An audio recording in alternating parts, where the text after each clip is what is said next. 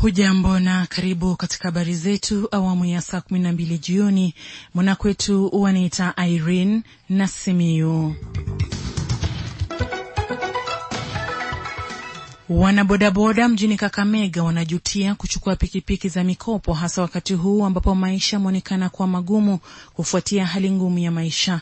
Akiongea na kituo hiki moja kwa moja, mwenyekiti wa wanabodaboda katika steji ya St. Paul's kule Joyland, Colin Sangatia, amesema kuwa wateja kwa sasa hawataki kujua iwapo bei ya mafuta imepanda, huku nauli ikisalia kuwa kama hapo awali. Na tukisonga mbele ni kwamba polisi katika kaunti ya Kakamega wanachunguza kisa ambapo mwili wa mfanyabiashara mmoja mwenye jinsia ya kike umepatikana ukining'inia kwenye kamba ndani ya nyumba iliyokodi sokoni Mumias, eneo la Nyaporo. Kulingana na walioshuhudia kisa hicho kiongozwa na Lawrence Mkabana na Jacqueline Mukhwana, ni kwamba marehemu Lingondo alikuwa mfanyabiashara wa muda mrefu sokoni na kwamba walipomkosa waliamua kuingia nyumbani kwake kumtafuta. Na polisi kwenye kaunti ya Nyamira wanachunguza kisa ambapo nyumbani kwa waziri mmoja wa serikali ya kaunti na mwakilishi wa wadi kulivamiwa, huku wasichana watatu wakinajisiwa.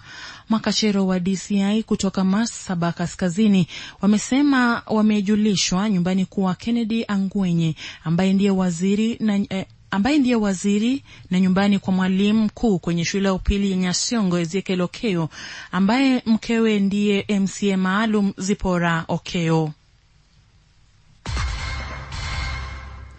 Na wanakamati wa kitaifa wa tume ya maridhiano ambao wanaongozwa na kiongozi wa wengi katika bunge la kitaifa Kimani Ichung'wah na kiongozi wa chama cha Wiper Kalonzo Musyoka wamefika kaunti ya Nakuru kuongoza mkutano wa faragha. Baadhi ya mambo yaliyopewa kipaumbele katika mkutano huo ni masuala yaliyozua utata katika mazungumzo ya pale Bomas.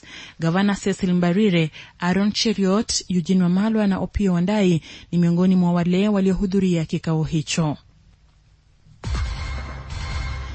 Na msikilizaji, kwa habari nyinginezo ungana nami mwendo wa saa 1 kwa habari kiutendeti.